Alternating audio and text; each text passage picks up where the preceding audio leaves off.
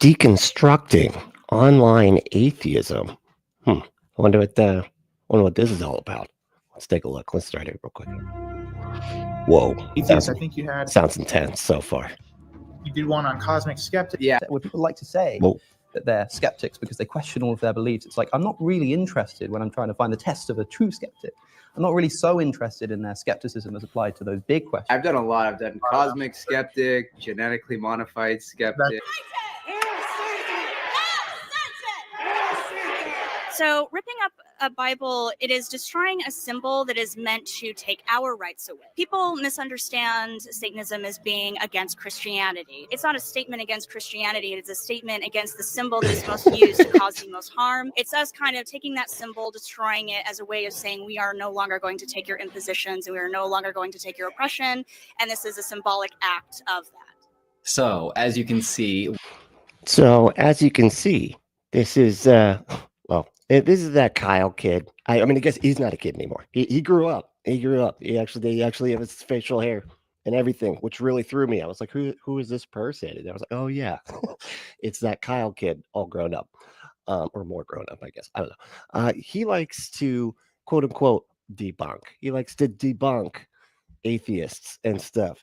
And he's really funny. I don't know. A lot of times it seems to me he'll like debunk something by pointing to just the name of an argument and then be like, that debunks what he just said. No description of how that works or anything like that. But it's quite funny. Let's see if he's gotten any better. I haven't watched him in a while, but I am Brentley, and this is the Punk Apostate. Let's go.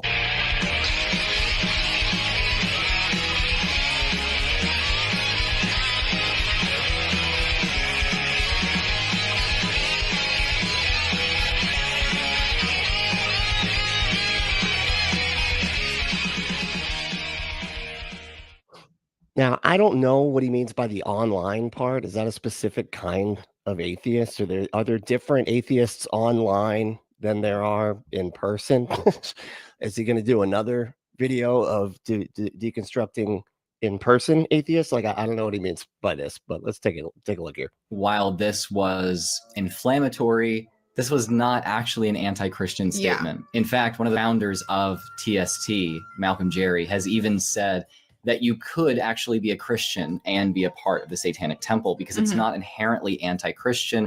Aron Ra. Anoint you in the ashes of the false Messiah's word. We are here today to open your mind and help you out of your delusion. Hail Satan! They love that clip. This kid does. I swear he's played this clip like 70 times. Every single time I watch one of these Kyle videos, he plays that specific clip. It's like... Friendly atheist. Movies and music that honor God are just awful. Stop! What the heck? Wow. Dude, you got to wait for him to say stuff before you can just wrong. He's like mid-sentence. And whoever's back behind there is like, wrong. What? I didn't even, hold on. Let me see that again. Friendly atheist. Movies and music that honor God are just awful. Stop! So it's like, are just wrong. It's like awful. Wait, you got to wait till he says awful to be like wrong, because I guess this is a clip from a phenomenal movie that everybody loves to watch just over and over again. It's like a lot of people's favorite movie to watch just every, maybe once a year.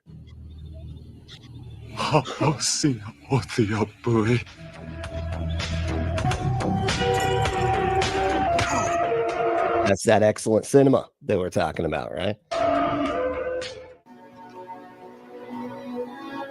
Yep.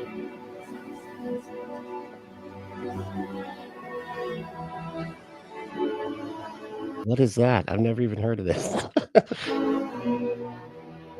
Is that the island? I thought the island was the one about the clones or whatever. No? Man of God, 2021. Again, no clue what the. I think he's trying to respond to Emmett Meta saying that like Christian movies are always terrible. He's like, what about these? And we're like, yeah, don't know what those are. Never seen them. But I'm they're probably terrible. I mean, other than the Passion, which was not great.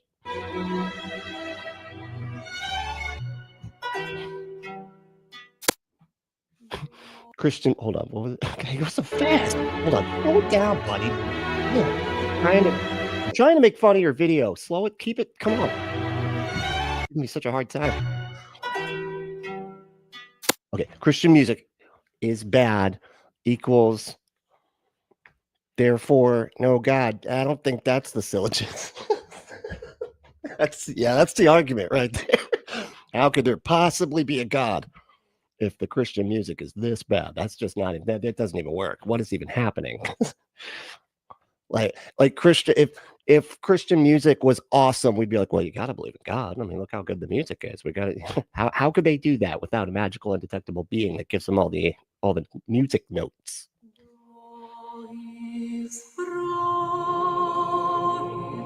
Is this an example of that being wrong? Is that what we're doing?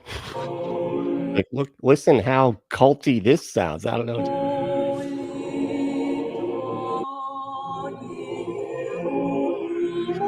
Like, see, Christian music, am I right? Awesome. And they said Christian music sucks. Idiots. Listen to this.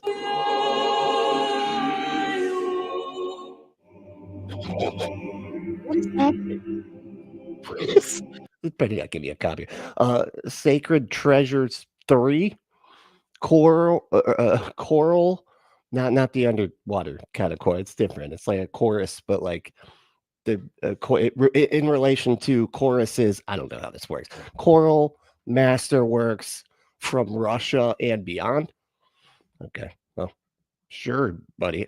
Doesn't this feel like one of those things? It's like on late at night with like the blue background and all the yellow writing. It's like, make sure to get your copy of Sacred Treasures Part 3, and then it goes. It's like plays a bunch of clips. Like, make sure to get your copy today for just 7 small payments of $19.99, and you. Well, they're really expensive. I don't know. I added another 99 just to, anyway.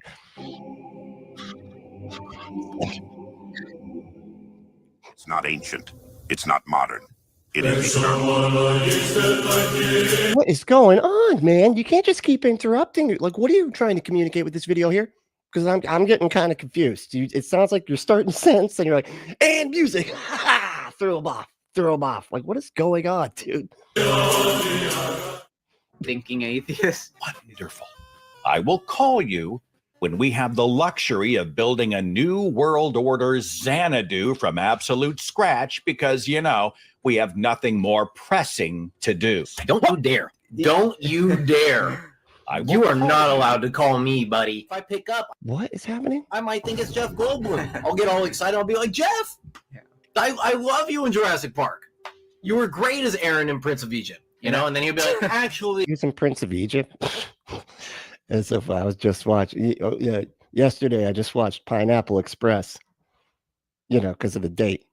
But and he did. There's so far he's like, "Fuck Jeff Goldblum." It's really funny. It's a good. I'm not going to set up the whole thing, but you know what I'm talking. If you like that, you know what I mean. I'm sorry. Two stoners, right? Yeah, oh yeah. If I go Jeff Goldblum thing, so good. Oh, they're in the woods, man. And they, oh, dude, that's the fucking atheist. I don't think I'll hang up. Oh man, that guy's funny right there. The mustache man. Wow, he is good. It's funny. Yeah, they have some silly names, but we see so often that these internet atheists have to put thinking, rational, skeptic in their username. Oh, there's our man, the SkepTick. Hell yeah, that's awesome. Love that guy. He's great. Names to show how rational, free, and he's a floating circle, and he's British. Yeah, skeptical they are about everything. Is that actually true? Why do they feel the need to do this? Well, why are you an apple? It's there. What is it about the apple? Are you supposed to? Is it like a teacher that, you know, because teachers used to have apples, or is there some kind of apple connection to teacher? I don't know what happened there. Does anybody know what the connection with apples is? Anyway, I have shown that they aren't really so skeptical. Oh. In fact, my slogan is "Stay skeptical," because I am the truest skeptic. I am the truest skeptic. Well, that feels like a fallacy of some kind of somebody. What kind? What is there's like a anyway. People fall into the same kind of errors of they're not really applying the same skepticism to their own worldview that they are to Christianity. Like they just apply this arbitrary level of skepticism, and they don't realize that their worldview actually becomes self-refuting. And the strength of the transcendental argument is. Oh boy. Okay, we're gonna get to the transcendental argument, y'all. Nobody's ever heard of that one before, and it just knocks us right off our rocker because we don't apply the same kind of skepticism to not being convinced that a man came back to life after doing a bunch of parlor tricks and then flying away into the clouds. We don't know. Anyway, we'll get into it. But who won today? Let's see. Drusilla won. What's up, Drusilla? How you doing? Hell yeah. And Paul was second. Hell yeah. And Lynn was third. What's going on, y'all? Who else we got? Oh, we got Burns back. What's going on, dude? P does equal P. That's a correct. Very good. And that's a tough one to figure out. A lot of people don't get it. It's kind of confusing to a lot of people. Anyway, Amber, what's going on? Hell yeah. Amber's here. Said I'm skeptical of that fruit's skepticism. That's right. I am too. I'm skeptical, calling himself the truest skeptic. Jeez Louise. Okay. Is that knowledge becomes impossible on their worldview. And if everything in the world is random and evolving, then the laws of logic becoming random and evolving, the laws of physics, certainty becomes impossible, and you can never have a justified true belief in anything. The atheist argues. This is what I'm saying. They do this weird thing where, they're trying to they're trying to convince us that, like I said, this dude lived 2,000 years ago, did a bunch of magic or whatever, then came back to life after being crucified, then flew away into the clouds, right? And we're like, I don't know, that seems pretty far-fetched. And their response to that is, but you're not applying the same level of skepticism to how you even know logic is logical. Hey, prove not using logic, because if you use logic to prove logic is logical, well, then that's circular. So got him. We got him. Doesn't matter. I can win any argument because all I got to do is say, yeah, but prove logic. Yeah, that's what I thought. I win. All right. Now you got to believe it. Now you got to believe the undead carpenter ghost is actually living inside of you, because in me, not you, because you can't prove that logic is logical. So dumb. Argument they are making, they cannot justify to be true because their argument is just as random as anything else in their worldview. First of all, unguided. I know it's just so weird that they do this. Unguided is not the same thing as random. Random, it doesn't, that's not what is it like. Unguided is not the same thing, right? We believe it's unguided, but not random because it's based on the laws of physics, right? So it's like I don't know what they want with this. On their worldview, why would you trust the output coming from their mouth? That is a result of the random chemicals in their brain. Again, so this is a argument from ignorance. I can't figure out how a bunch of chemicals in my brain can make thoughts and stuff, and so therefore, God, gotta have a magic. There had to be a magic that makes it so that my thoughts turn into words, I guess, or whatever. Thoughts are coherent and stuff like that, because there's got to be a magical being that defies all the logic stuff. Anyway, atheistic worldviews lead to epistemic nihilism. Epistemology. Hell yeah. Epistemic nihilism. That's, Bad Religion's next album. It's coming out. It's any day now, Is the foundation of a worldview. Where are y'all at, Bad Religion, with your album? Come on. I'm getting kind of tired of waiting. All right. Propaganda's on it. Where are you at? Jeez Louise, it's getting sick of this. And atheists have rejected the possibility of having a coherent epistemology. When you bring these things up, it's a coherent epistemology. And you know what does have a coherent epistemology is the talking donkey belief. The belief in the talking donkey book and the undead carpenter ghosts that they have lived inside them that they pretend to cannibalize on a regular basis because God had to sacrifice himself to himself. All this is perfectly rational. Because if that stuff isn't true, well, then how does anybody know knowledge is knowledgeable, right? Like, oh my God. Up about philosophy and transcendental arguments and all of this. They normally have like no idea. What's going on? How you doing, Carl? Oh yeah. Oh, and Rex is here. Where you been, Rex? Hey, yo, who made it? Oh, guess who made it? I know, because I'm doing this really late. That's why I wanted to do this today, because I know a lot of people can't really make the morning ones. So I was like, let me do an evening one, just and see who shows up. And Rex made it. So hell yeah. Again, so I was like doing some weighted cardio for the last okay, just trying to throw it in my face that I haven't gotten to my weighted cardio in the past 10 years. But thanks for reminding me. Let's see what else we got. Tsunami, what's up? Hey, hell yeah. Tsunami is watching. That's what that means. What's we got? Oh, and Paul. Oh, hey, what's up? Hard Determinist. What's up, dude? How you doing? It's nice, man. I don't know if we agree on the hard determinism thing, but you seem to have made that your whole personality. Is that what you didn't know? Just messing with. All right. Idea what you're talking about. Like, they just have so many assumptions. I'm sure you've seen this. I saw you did the stream on Aron Ra on Cosmic Skeptic. Yes. Aron Ron is. I'm gonna call him that now. Hey, Ron. Aron Ron. Come on, dude. Go back and correct your damn. They're huge letters. How do you miss? Okay. Yeah. With those guys, I take a slightly different approach, still in the domain of pointing out the hypocrisy or hypocrisy. I mean, of their position. Hypocrisy. Okay.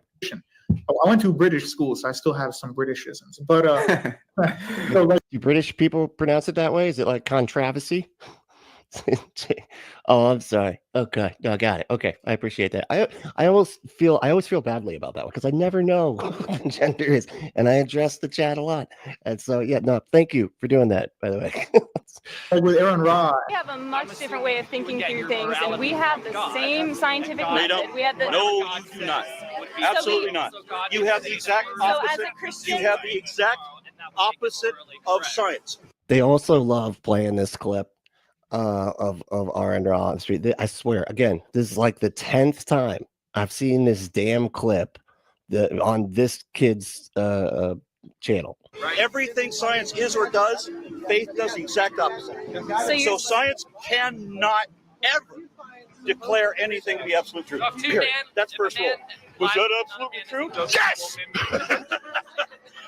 Science cannot say that anything is absolute truth. Okay, so I don't know if they're going to play the first part of this, but the reason that he was irritated there was because they just kept asking the same question. Is that absolutely true? Is that absolutely true? And he was not, the whole thing is like, he's talking about science, saying science doesn't ever make claims of absolute truth because you always want to have the ability to keep on questioning and updating the position. And so you have different models, and then you update those models, given the new data, and yada, yada, yada.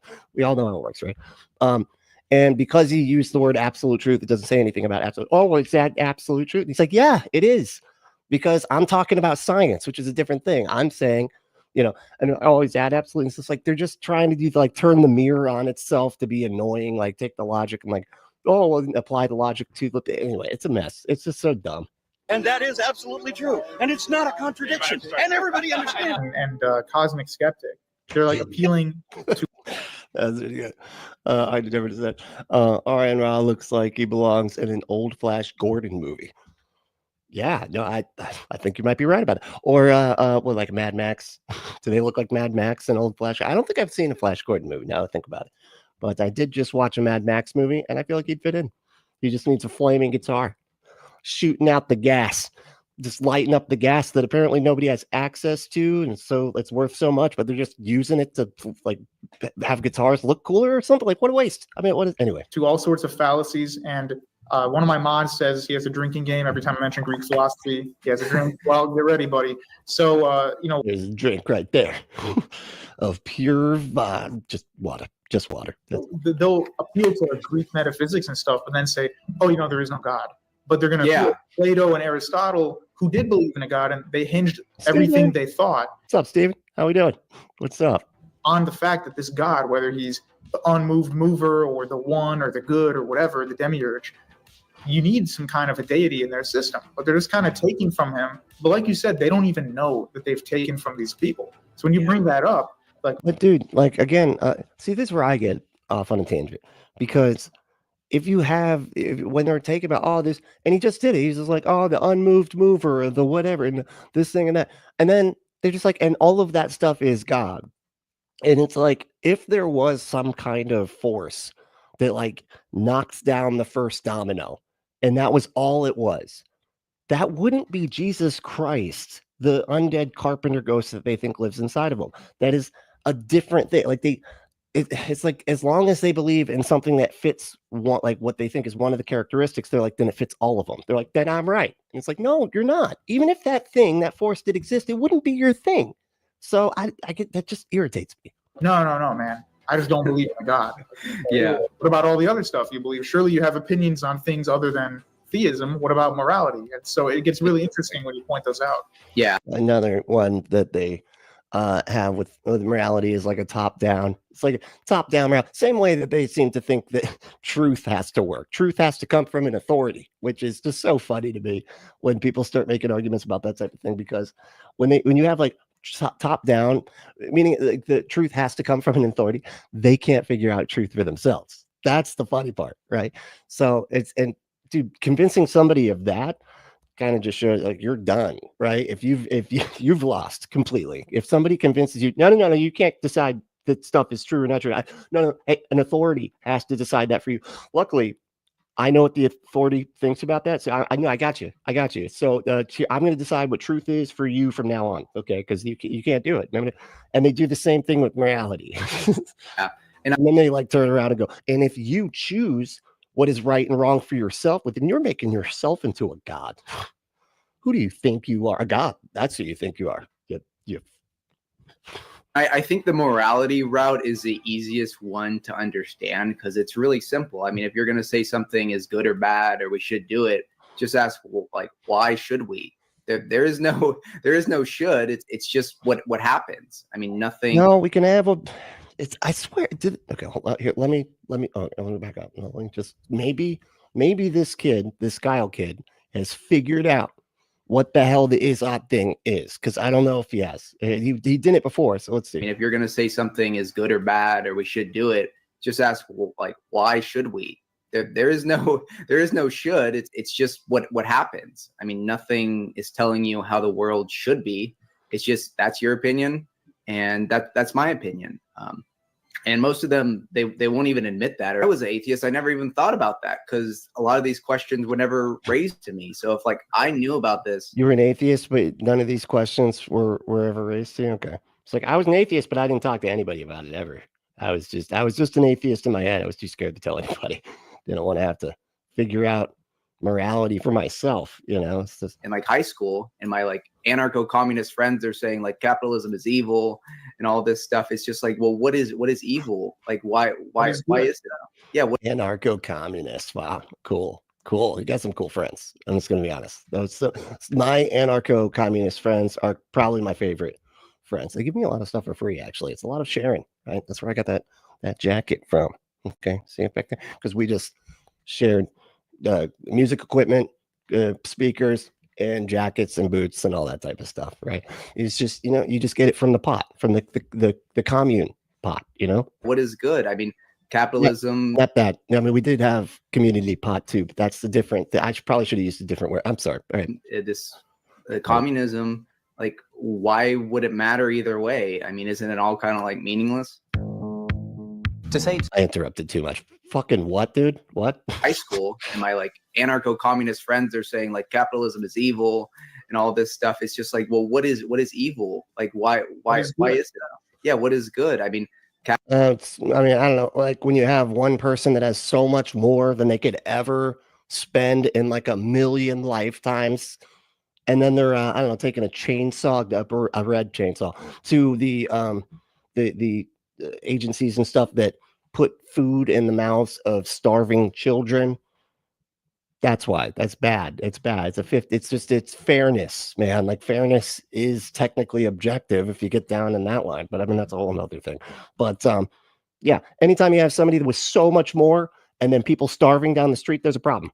I don't know. I don't know what to tell you, man. Capitalism, communism, like, why would it matter either way? I mean, isn't it all kind of like meaningless? How do you? Is that what they say? You're like, yep, actually, you're right. It is all just meaningless. Everything's meaningless. I don't even know why I believe anything, actually, because I'm a communist, so everything's meaningless.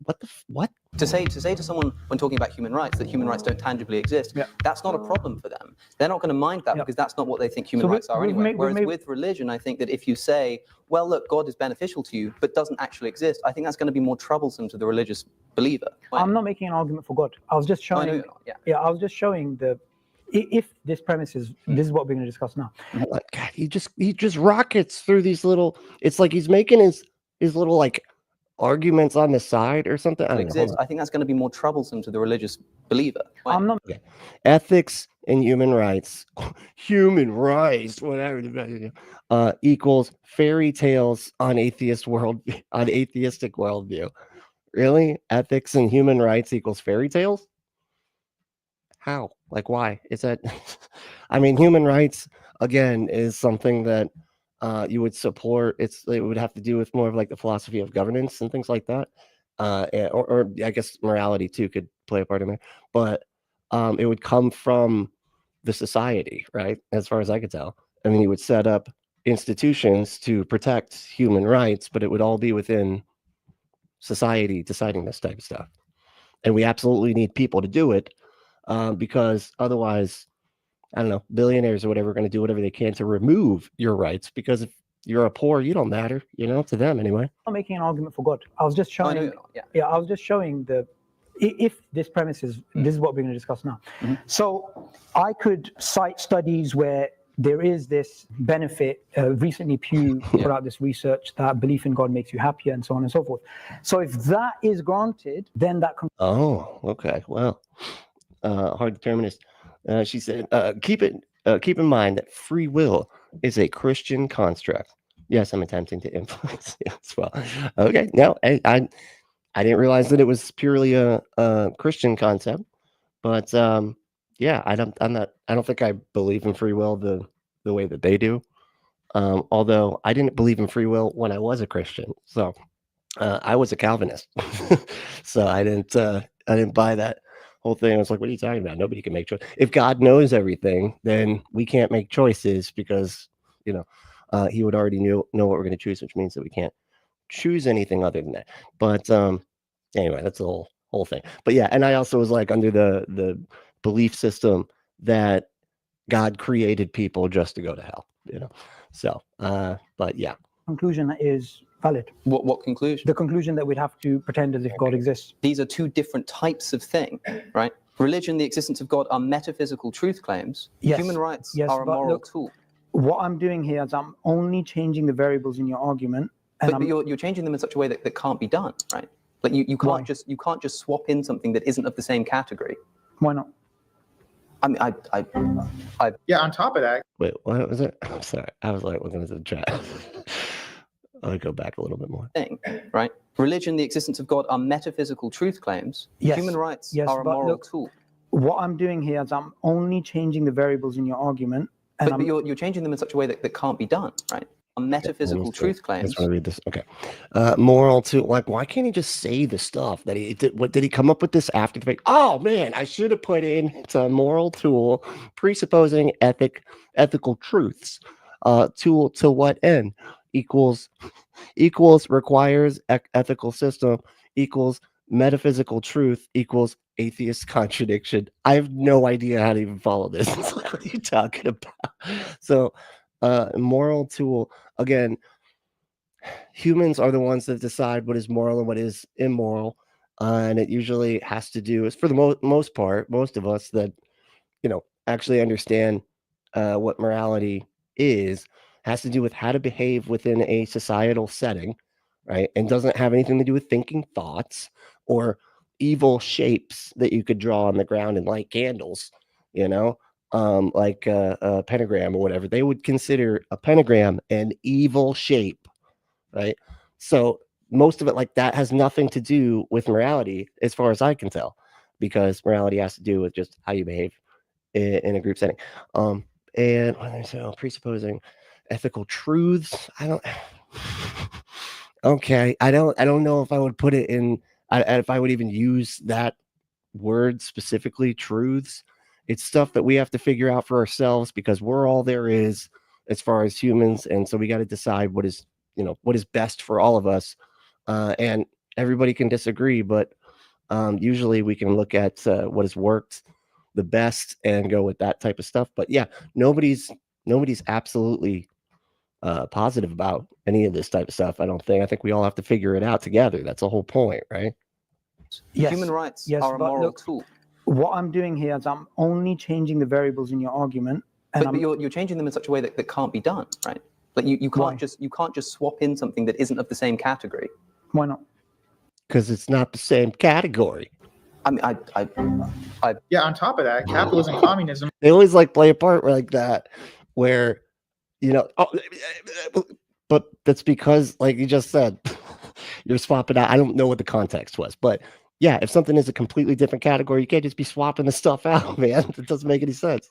Also come from Greek philosophy, which presupposes a god. So it's like, it's inescapable. So say, on the atheist topic, before we get into anything else, have you ever had, I know you have a Discord server, have you ever had atheists try to critique our arguments and say, well, actually, I don't believe in philosophy. I don't believe in any of this stuff. Like, what are they left with? Don't believe in philosophy. I don't believe in just any of it. That's it. Just all of it. Just thinking. I don't believe in thinking about thinking. I believe in thinking about not thinking at all. What are you talking about? What is there to believe? Do they not understand how philosophy? Do they think philosophy is just like one person gets it right? And then that's it. They write down, they're like, and the philosopher figured it out. He wrote it down, and now nobody, that's it. That was, that was it. Now, no, man, everybody questions everything all the time forever. And it's like, they all disagree with, God, it's like they all just said just the concept of philosophy and how it works. Like, you believe the sky is blue? I mean, that's kind of a philosophical question itself. So, exactly. Yeah. I mean, I get people all the time just, what? You don't believe the sky is blue? Is that what he just said? Hold on. What is there to believe? Like, you believe the sky is blue? I mean, that's kind of a philosophical. He bleeped out sky for some reason. But I believe that the sky is blue. I feel like we could demonstrate that, unless it's a sunset. Watch you guys do a sunset in Florida. Be like, see? No, orange. Look at that. And there's some peach and pink even in there. You're wrong, idiot. I knew it. Sky blue. Get the hell. You're an idiot, man. Question itself. So exactly. Yeah.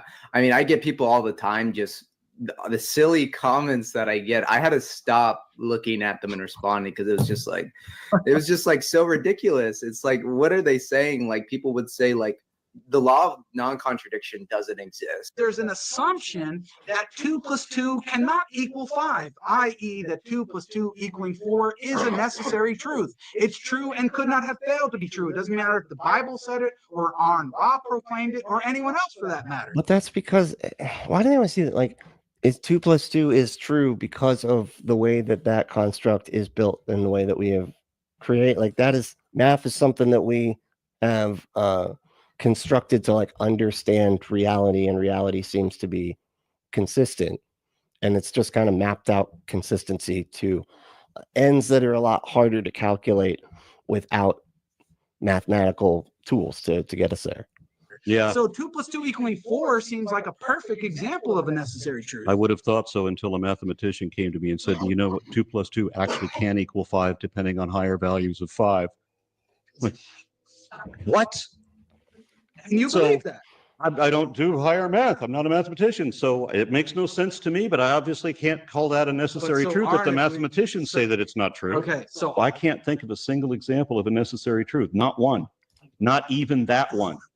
And on the case of he's just going to believe whatever the Bible says. Jonah being swallowed by the whale and living inside the whale for 3 days.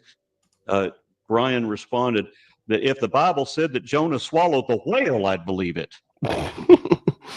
So see how they have to do this weird stuff where they have to start talking about like necessary truths and stuff, and they get you so off the beaten path because they try to get you to like justify how anybody knows anything, And, and then you spend all your time justifying 2 + 2 is 4, whatever, so that they don't have to sit there and present evidence for, the guy coming back to life from after crucifixion and flying away into the clouds. So you get lost in the, okay, well, how do you prove truth is truthful, huh?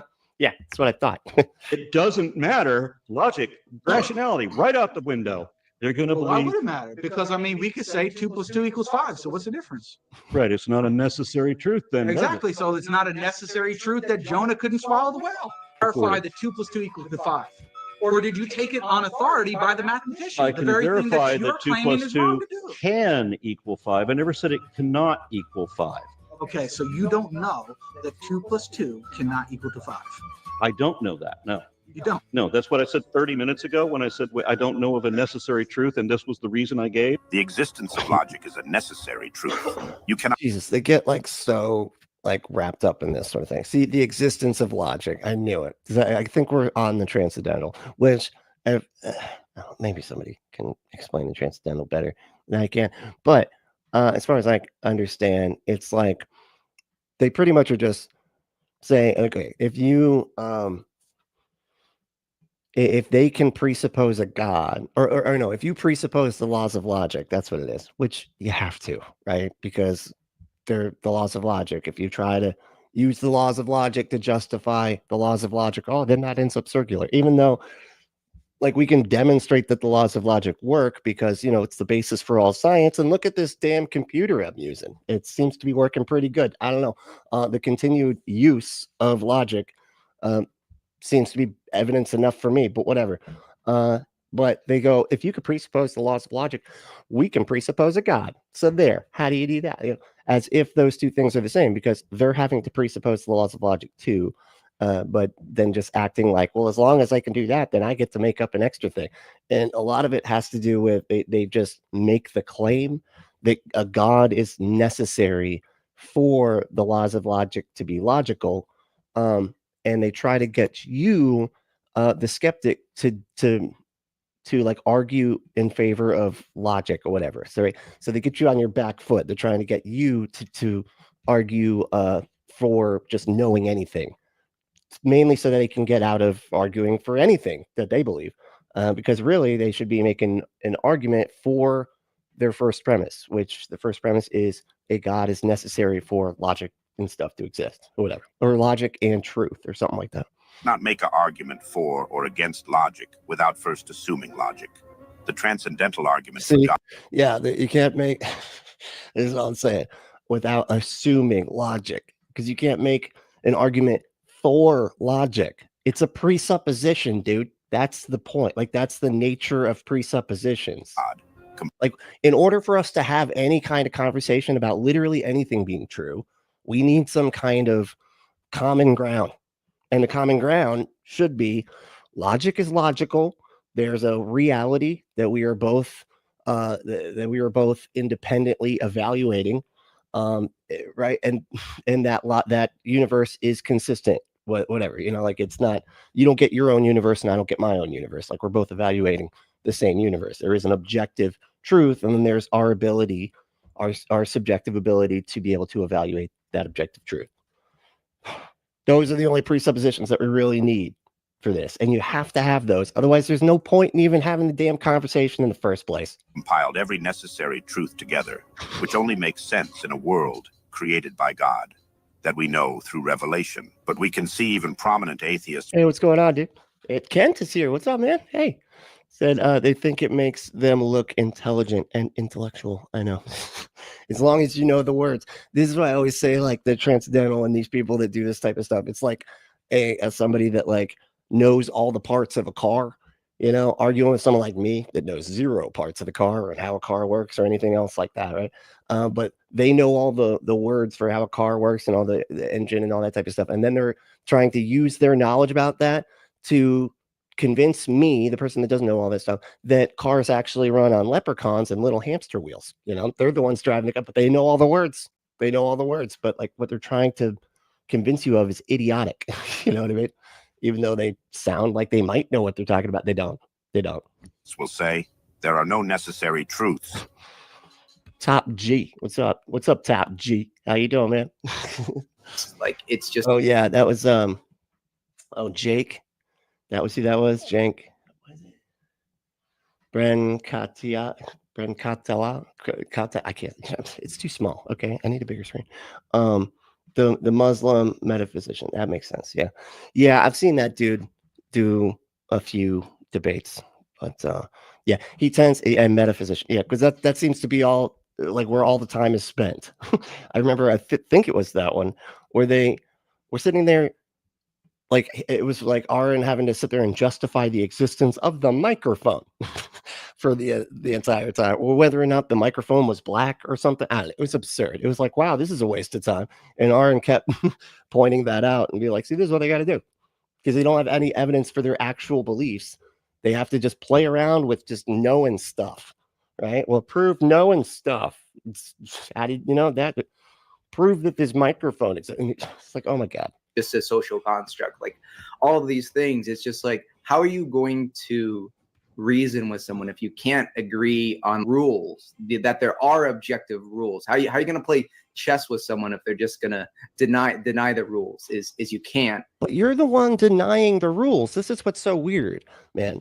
Like, we're saying, and we're just being honest, like, because in their worldview, don't they make it to where they can't possibly be mistaken? Like, as long as it has to do with their belief in a God, they believe that that was magically revealed to them, and revelation trumps evidence and arguments and stuff.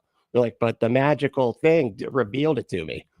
Do you have a magical thing revealing to you that the microphone in front of you exists? Yeah, I didn't think so. So there, I win because I was revealed. It doesn't.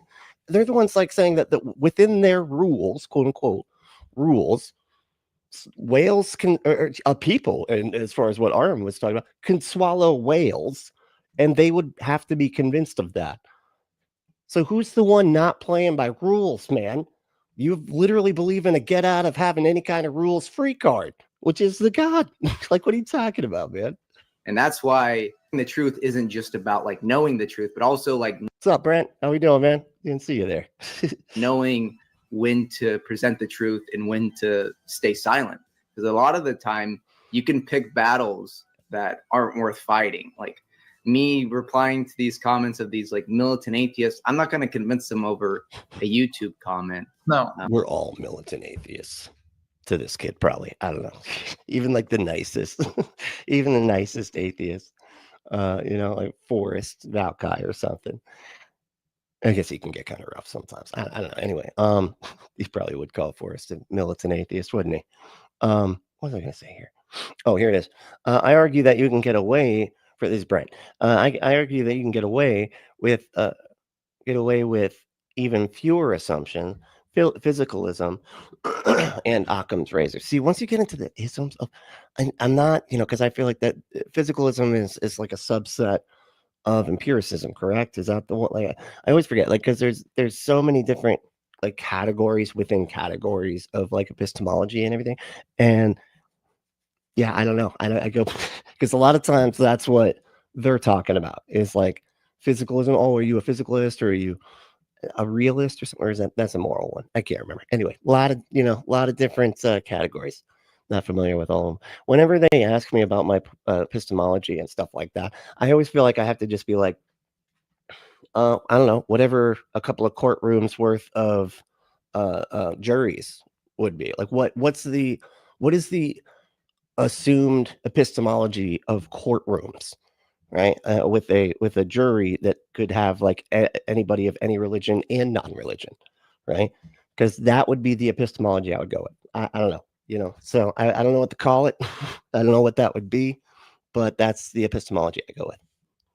It's got to be a change in their heart. So I think it's so important to remember to like choose your battles wisely, because there are people who are open-minded. I've had lots of like atheists come to me and they actually are open-minded and they just want to hear like why I believe what I believe. And so I explain that. I have a playlist full of like videos on atheism and proving God, and I send them that, and I say, reach out if you have any questions.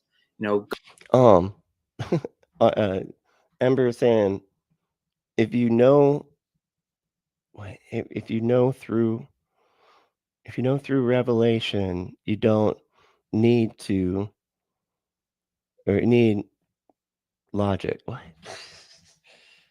If you know through revelation, you don't need logic.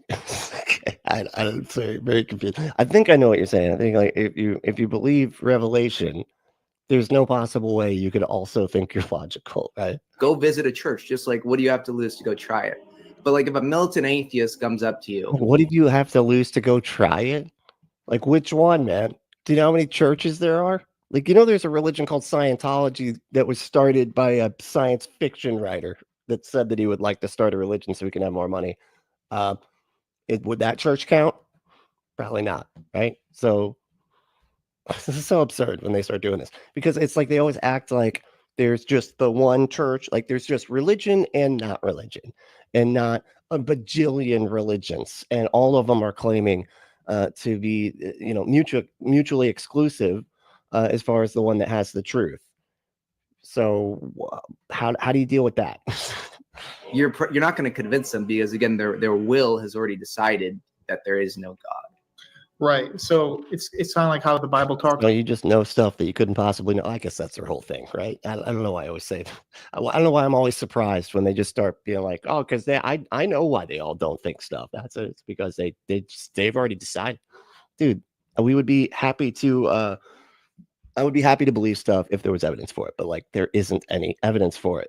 It's about people who have a heart that's hardened. Like it doesn't matter what logic you show them, which is why my route when trying to refute an atheist is simply point out how incoherent. What? Oh, hold on. Talks about people who have a heart that's hardened. Like it doesn't matter what logic you show them, which is why my route when trying to refute an atheist is simply point out how incoherent their worldview is and then just step back. There's nothing else I can do. If you think that you can hold See, this is where it doesn't make any sense. Like, how can just not being convinced of some magical being be like cause you to have some contradictory worldview? You're just being honest with yourself, because this is what I think their problem is. They can't figure out how people can even like be honest about maybe not knowing stuff. Like they're like, no, at some point you gotta act like you know stuff you couldn't possibly know, right? And no, you don't. You're gonna say, I don't know, but I base my conclusions off of the evidence, right? And then the more the evidence, the more confidence in the claim, right? And it directly it comports with it. But that's the best I got, dude. Like what? And if I'm incorrect about something, or if I find that the evidence that I thought was good was not good, I update my position. This is not difficult. This is how everybody should think. It's like y'all just have to sit there and go, oh no, we just decide that something is true, and then just keep on acting like it's true. And and it's like, no, that even if you say, but the thing that I've decided is true is the basis for all of logic, and you can't justify logic. It's like, I don't need to, man. That's not how anything works. We could look at the world and see that the mouse isn't the mouse, and also not the mouse. That that's not hard to fix. What the hell? Hold on to this insane belief. Go ahead, but like I can't convince you today, but I can start maybe that chain reaction. I think that's what I would definitely shows that the problem of okay. Let's say Tachi said the theists don't Theists don't merely see it as not being convinced of some magical being. For them, God is the very foundation of existence itself. Yeah, I mean, I could see that, but at the same time, like being honest about that is like, you just don't know. Like, you mean the basis or the foundation for existence? Like, how do we know that? I don't know. Like, as far as like foundation for existence itself, I mean, I get that, but why can't we just be like, I don't know? You know what I mean? Like, I don't know if there is a foundation for existence itself, and if there is, then what it is. You know what I mean? That's just called being honest. But again, like that's what I was saying. Like they have to like make up, like just decide that they know stuff they couldn't possibly know. Atheism is not a lack of facts or evidence, but rather a protest of God. They will complain about there being bad things in the world, while also complaining about a perfect world. Atheism at its core is a spiritual problem. Okay, we'll complain that things are bad in this world, but then we'll also complain about a perfect world? How the hell? What? When? What? First of all, what perfect world exists? And we're like, this sucks. I don't like this perfect world here. Like, what? A heart problem. If you want to believe in God, there will always be reasons to believe in God. If you don't want to believe in God, there will always be reasons to not believe in God. This is why we must argue. Yeah, that's why we're trying to figure out which reasons are better, dude. Just because people have reasons doesn't mean those reasons are good. At the paradigm level and shows how atheistic worldviews destroy the possibility of ethics and knowledge. See, again, okay, so it destroys the possibility of ethics and knowledge. So, and which, if anybody's not familiar with, like I said, the top-down morality, they can't handle the fact that more morality is subjective. They want to just decide that, because it doesn't feel good to think that some behavior or whatever that's horrific isn't objectively immoral. But we could still say that it's immoral. It's just not objectively immoral. Like, why does it have to be objective? It couldn't possibly be objective. We're talking about value judgments about behavior, a value judgment of behavior. It's insane. Like, but it's like they can't get that. They're like, no, oh no, it's got to be an objective truth that doing what I subjectively think is something that is wrong is objectively wrong, right?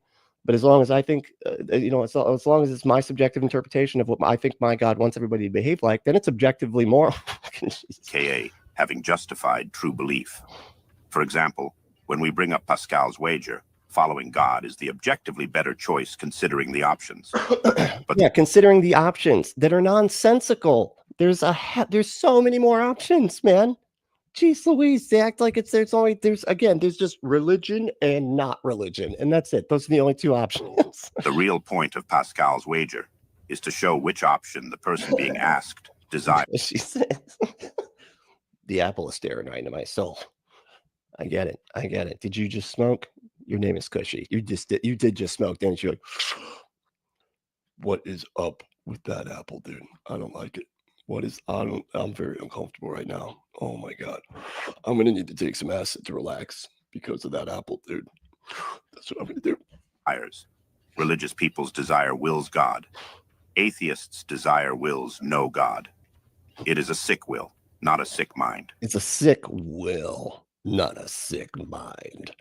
Pray for atheists. Pray for atheists. Okay, movie guy from the 90s. Honestly, that's a really important point, is just planting the seed. Like, you don't need to convince an atheist right then. You can do what Gene did, is, be respectful. You show a really kind of strong argument, contradiction in their worldview, and just call them kings. Hold on. What? Right then. That feels racist to call two white guys kings. You can do what Gene did, is, be respectful. You show a really kind of good to see you kings working together.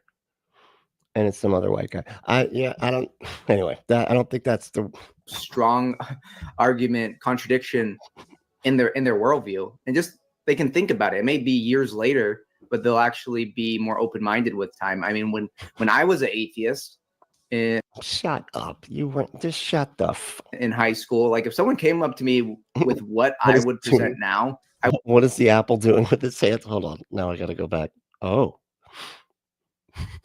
I don't know. Is this the position? Is it always in that position? I guess it is. Okay, right. Oh, let me double check. Yeah, where's the apple? Oh yeah, it is. Playing pocketball. Okay, that's what he's got his head under the pants there.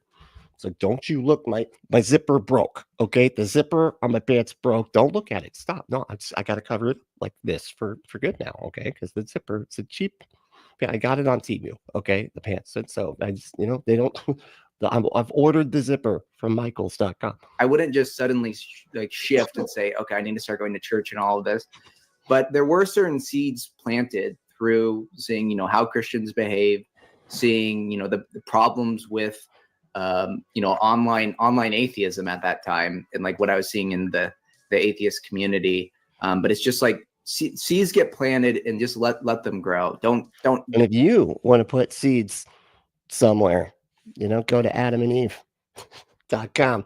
You know what I'm talking about. Seed, you know, right? Anyway, go to adamandeve.com and you can put your seed wherever, I don't know, on your face. Anyway, go to adamandeve.com, enter code word Brentley at checkout to get 50% off almost any one item, 6 free movies, 3 free gifts, and free shipping on the whole order. Go to adamandeve.com and make it as fun to make seed. It sounds weird. I know that you know what I'm saying, but it's like, how do people usually use the word seed? I should have picked a different segue word. Anyway, go to adamandeve.com, enter that code word Brentley, and get all the stuff so that you can seed. It's never going to work. It's never going to work. I should have picked a different word. Anyway, go to adamandeve.com, do the thing. Okay. You're going to love it. They got all sorts of good stuff. Promise. Check it out. Don't be impatient and try and like think you're going to convert someone. Thank you, Gisela. Appreciate that. Overnight. It says I can be good without God. That makes me feel good. Well, then essentially they're just saying that goodness is a biological, emotional reaction within them. What if I'm in the same situation? I'm an atheist. Okay. Hard determinist it brings an interesting point about Pascal's wager, specifically from a determinist position, which, you know, that's crazy. I never thought you would go that direction. The problem with Pascal's wager is it assumes belief is a choice rather than belief is a state of what one holds to be true based on prior experiences and info. Yeah, that's true. And there's a bunch of religions, but I mean, but that's a great point too, I think, because yeah, and because you can't, and that's the weird thing about determinism, and it's like I've like rocked my brain trying to like think about this stuff, and it's like you can't make choices based off of what you don't know. Like I've made so many dumb choices in my life. But if I went back and was like, why did I choose that? Why did I choose that? Well, okay, well, I chose that because I chose this. Well, but why did I choose that? Why did I choose? And you just keep going back. You get to a point where you're like, I don't know. That was just the best thing that made sense to me at the time, given the information I had, which was a lot of bad information. To say it straight up. But no, that is an interesting point. I decide to be good, but it doesn't make me feel good. So it's not something objective here. Hold on one second. So these are people asking questions now. Patient and try and like think you're going to convert someone overnight. It says I can be good without God. That makes me feel good. Well, then essentially they're just saying that goodness is a biological, emotional reaction within them. What if I'm in the same situation? Goodness is a subjective interpretation of literally anything on the positive side of the spectrum. What do you mean? It's so weird. Just goodness, the concept of preferable. Is that what you're like? What? Situation. I'm an atheist. I decide to be good, but it doesn't make me feel good. Oh, we're talking about morally good. Oh, okay, I got it. Never mind. I thought it was just like saying about the concept of good. I'm like, what the? Okay, makes way more sense now. I'm sorry. It's not something objective here. It could make one person feel good and one person not. Yeah, that's because it's not objective. Because it can't. Something good or bad can't be objective. We can't base the whole of society. Yeah. Civilization on what makes people feel good. Trust me, there's a lot of perverts. I know, that's why we have like courts and stuff, dude, and like a bunch of in democracy to decide what's good and what's not good. And yeah, it's not perfect, but it's the best we got, and we're doing, you know, it's not objective, man. It's to do things that feels good, and I don't think that should be the basis of truth. Yeah. Yeah, exactly. Or like, yeah, please like and subscribe if you don't mind. If you are not already a subscriber and you like content like this, just, you know, hit the like button and the subscribe button, right? And comment below for all you folks that are watching this after the live chat has stopped live chatting. Yeah, I said that right. You heard it weird. That's what that was. Like Jeffrey Dahmer, who is going around like eating people's brains. Like it makes him feel good, but whose goodness, whose good feel? She was like, is Brentley pointing at me? How did he know I was talking? It was me. He's pointing to me, right? Anyway, feelings are like better or worse. Like, how do you prioritize it? It's like everything just based on hedonism, what feels best, because there's lots of things that don't feel good. Grand Theft Autobot, what's up? When did you get here? Oh, just now. Okay, all right. I was like, did I miss? I feel so bad when I miss people. That's in the chat. It's very small. I don't know. It's like Top G said, the theist isn't filling a gap, but grounding the whole.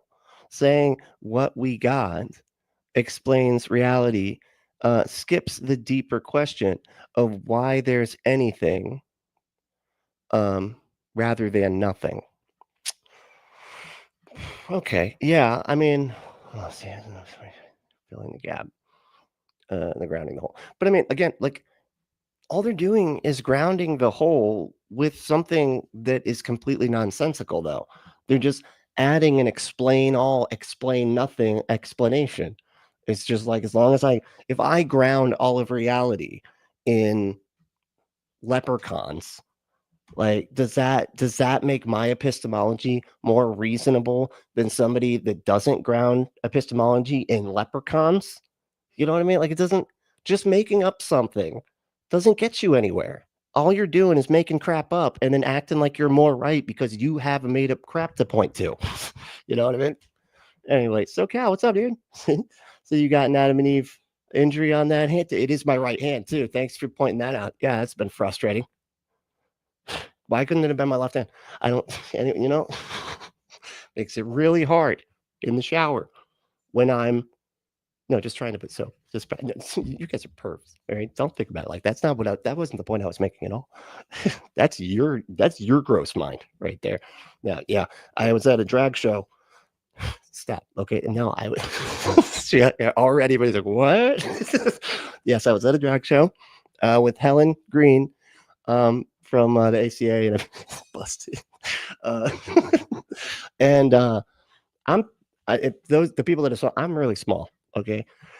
I'm just a small guy. All right. I just am. I'm like 5'5" or whatever. Not 5'5", but I'm like 5'8".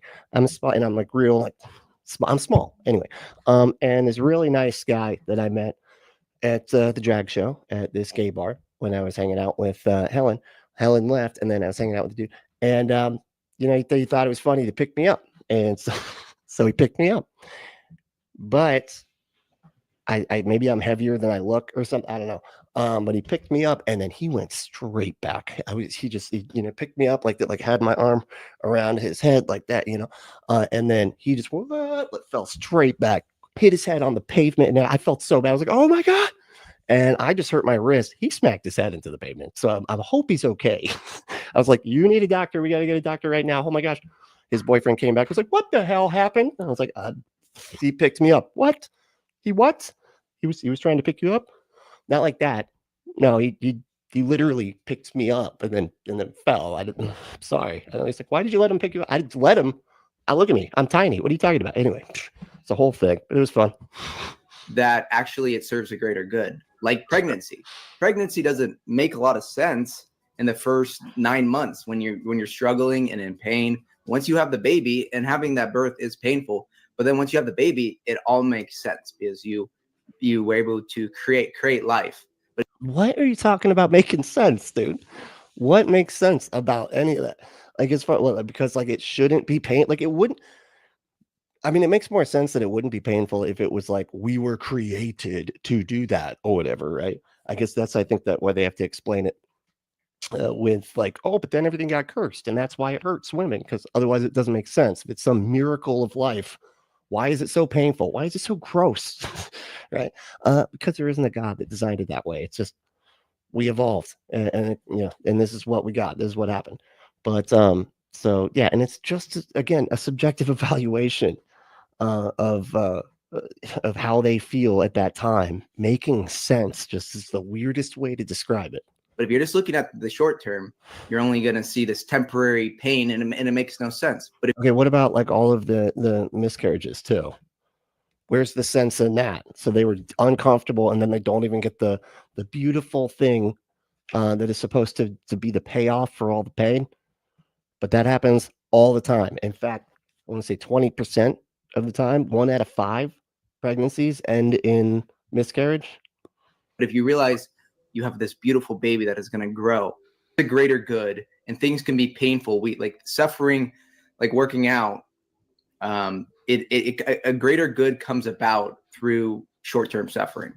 So 100% agree. Yeah. And then one last note, which Top G said, I think we're talking about things which here we go. Leprechauns are contingent beings within reality. God, as conceived by theists is the necessary ground for reality, not just other being, but being itself.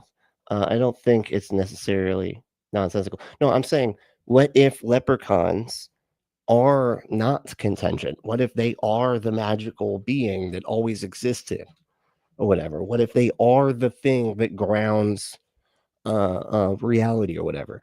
You know what I mean? Like, it's a magic. So you're saying you don't think it's necessarily nonsensical. What is? Just that there has to be something that grounds all of reality? I think it is nonsensical if you can't demonstrate it. Okay, I mean, that could be the case, but we don't have evidence that reality needs something to ground it. But anyway, I forgot. I meant to say this when I was first talking. Wait, I'm sorry. There's a second one. I mean, we're talking about things which the Greek philosophers contemplated for centuries regarding the prime mover, uncaused cause, etc. I don't doubt. I mean, I really doubt they considered these things nonsensical. I guess I don't follow exactly what you mean. So yeah, maybe be more specific. Like, what are you saying is nonsensical? Just calling a God belief nonsensical? Is that what you're saying? Mr. Infections, you don't know what good is anyway. So if you think doing something good without God, you got that from Christian theology, exactly, from philosophy. So like, there is no good in your system. Wait, what? Sorry, reading the chat too much. Y'all are distracting me. I have ADHD. Okay, don't be. Comes about. Everybody stops typing up. I'm sorry. Shut up. We're distracted. We can't do the chat anymore. I'm sorry. No, I'm just kidding. Through short-term suffering. So 100% agree. And then one last note, which I forgot. I meant to say this when I was first talking. Mr. Infections, you don't know what good is anyway. So if you think doing something good without God, you got that from Christian theology, exactly, philosophy. So like, there is what? How did you get it from Christian? So you're saying there was no such thing as good before Christianity? Because Christianity is like fairly new, and like we had golden rules about like how to treat people and stuff in like Buddhism and things like that predate Christianity by like a lot. And I think they just have a better, more coherent golden rule.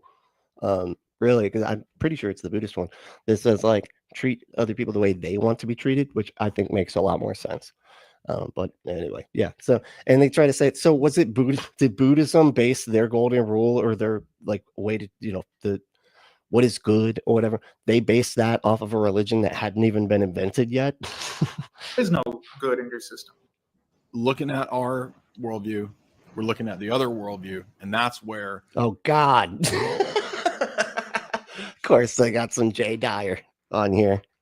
Gosh, this guy is such an idiot. He's so smug and like just, I don't know. It's like one of those things where you just, as long as you act like you're an intellectual and act like you're super smart, then, you can just talk down to everybody and then you must be right? If you talk to everybody like you're Candace Owens on the Daily Wire or whatever, then you got to be correct, right?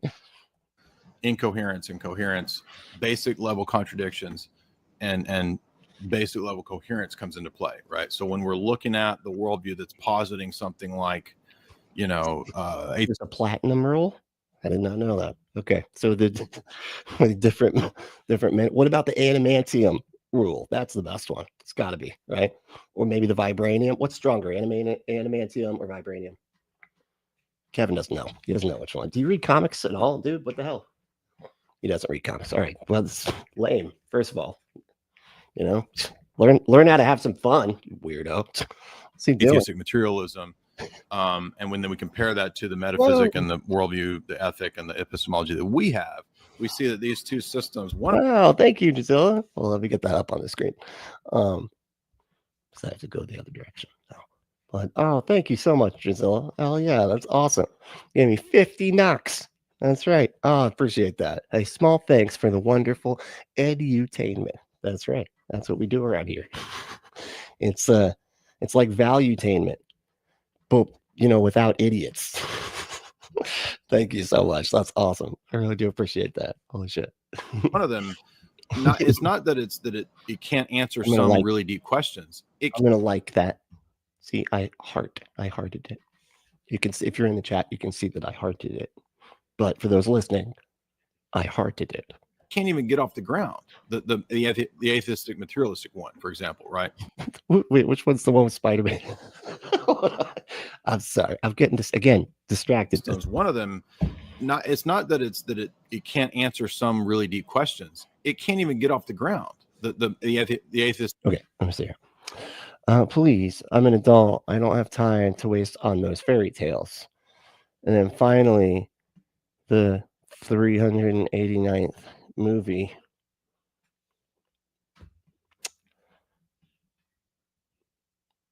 What? Oh, wait, hold on. Are they seriously comparing believing what the Bible says to enjoying the phenomenal films? This is one of my favorite movies just ever, honestly, lately. It's like so good. I think I've watched this specific Spider-Man movie 30 times. I don't, I'm probably insane for this, but I loved it. It was so good. Anyway, but yeah, that's a much better use of time. They're better stories, man. This one has a Spider-Man in it, dude. This one just got your hero gets killed. And its big, like, heroic moment is just, you didn't kill me. Harry, see ya. Gotta fly away to the clouds now. Wait, that sucks. That's not even good. That's not even good entertainment, man. Like, what the materialistic one, ridiculous. For example, right? Because at a fundamental level, it cannot even begin to reason, to do logic, and to do epistemology. Not saying that this is another mistake people make. We're not saying that they don't do the disciplines. They do, but they don't do them coherently, or in they're not able to justify how they can do it given their paradigm. That's the Dude, no, you're just deciding that, like, you always have to have some kind of magic to be the justify all, justify nothing justification. But it's not an actual justification. It's just something that answers all the possible holes in your belief system or whatever. Like, because we're always going to have some type of, like, epistemic ambiguity, right? Because we don't know. We're just being honest about that. Like, you want us to just lie. You want us to pretend like we understand stuff, just like know everything and can justify literally everything every single way, no matter what.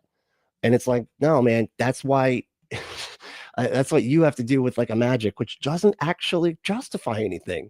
You're just making up a first step that then answers all the other steps when it's unbelievably incoherent.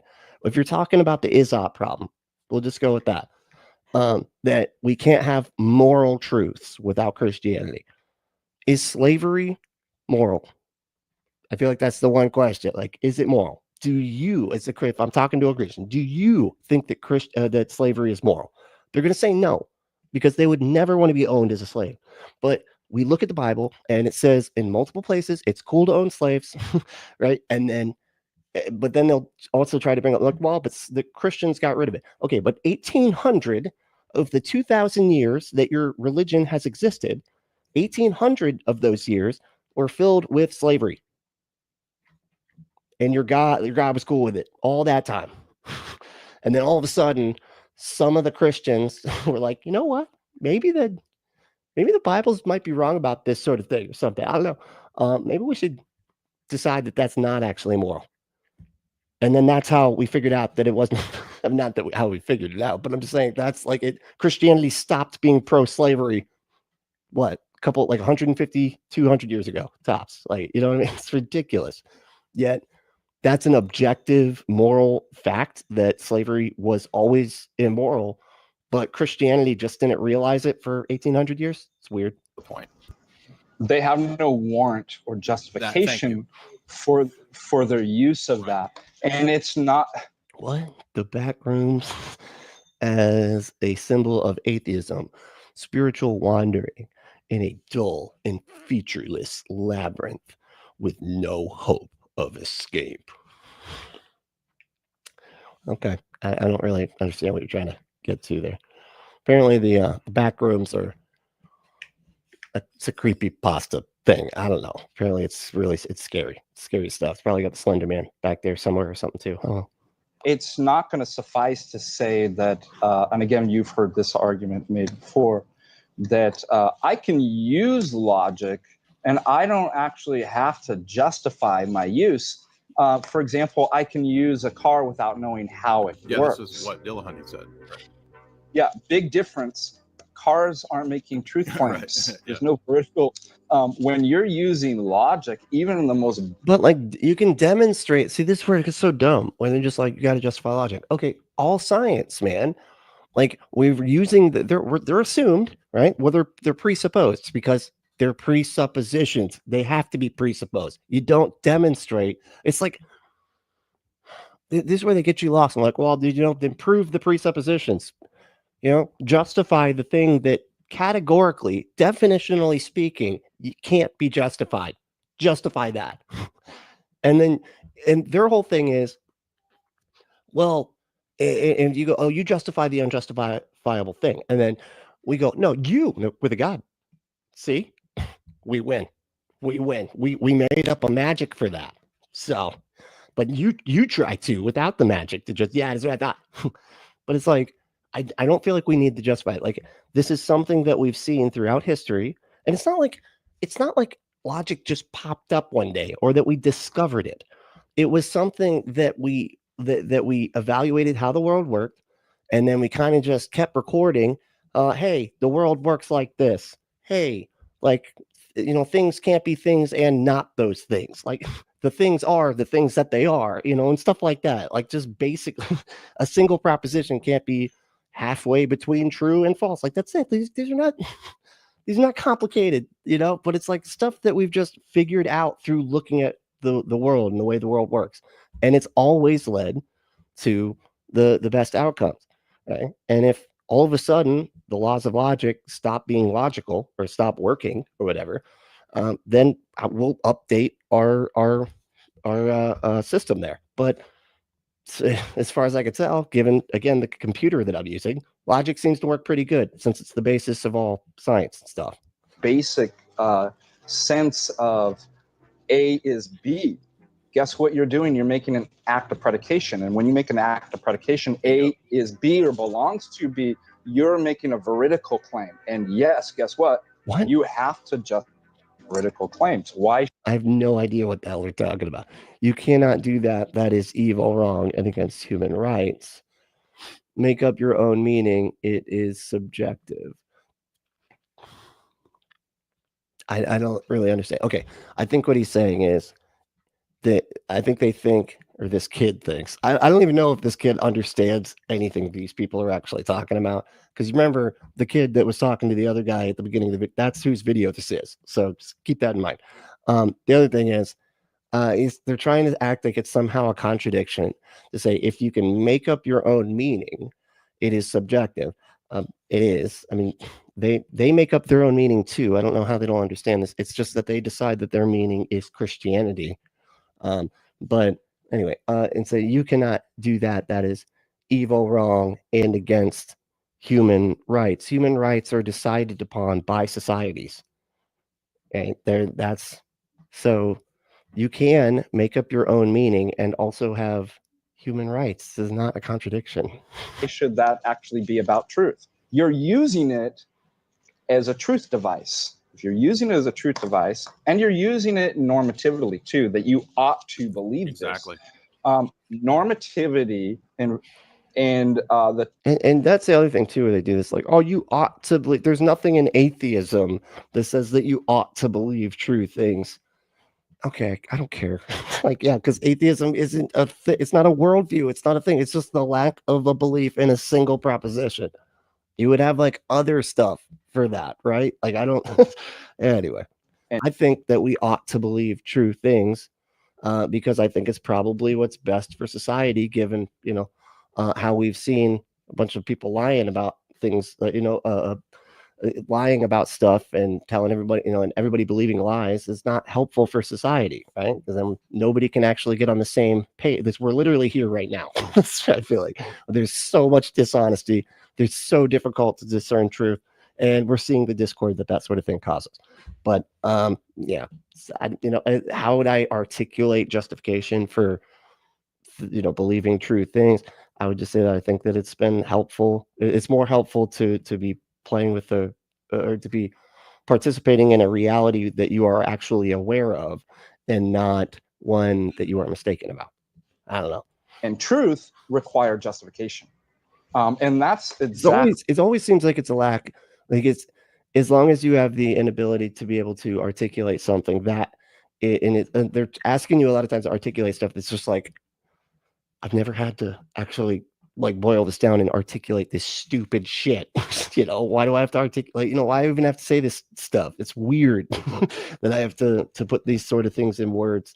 And if you can't put these difficult concepts in words, then they win. You know, yeah, see the magic. You know, is presuppositionalist. What we're going to attack, that you're using it. We know that. You may even get certain stuff done and accomplished and come to certain conclusions. You're unwarranted. Why? Because you have no justification. That was a key point that I noticed in many of the comments on the debate with Dillahunty, for example, is that many of the atheists, and he like replays this thing. Look how much like look how much content he's trying to pull out of that one conversation. I swear it's like once a week.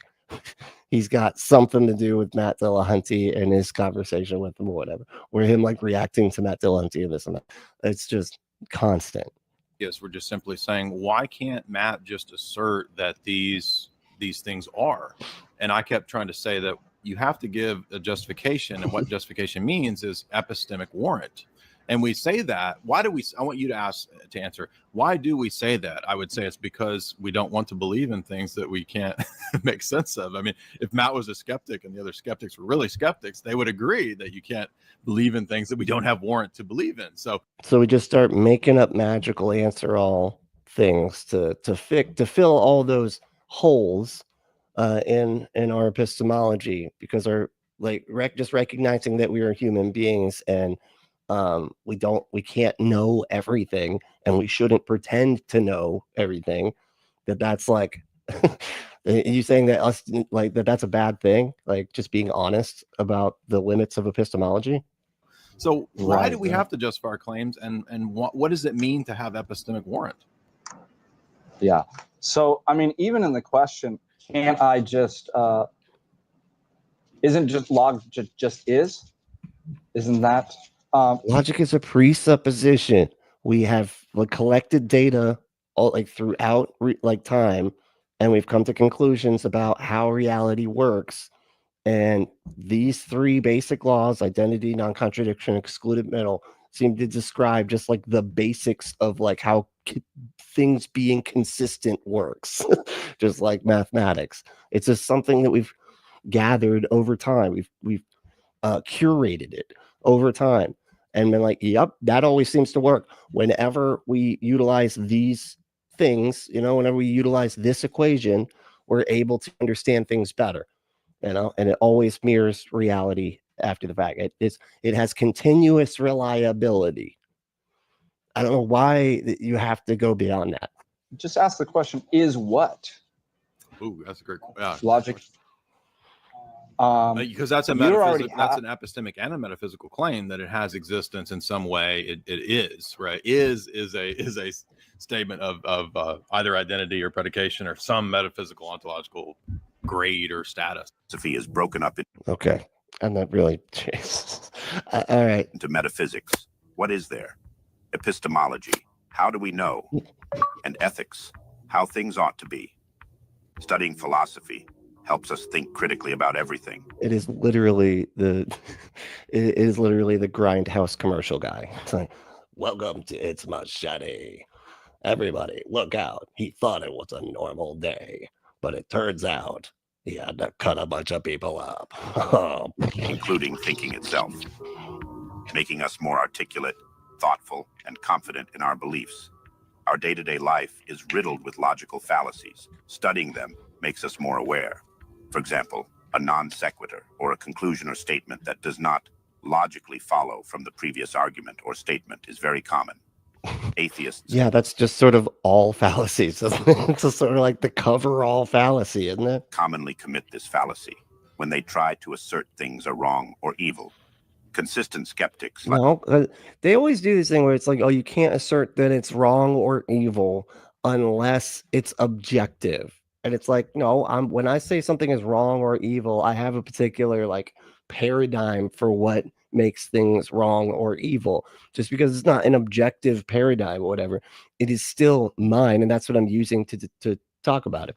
But the whole issue with the is ought thing is that, yeah, none of it is going to be like based on logic alone. It's like you have to have some kind of basis for what makes something right and wrong, and none of it is objective.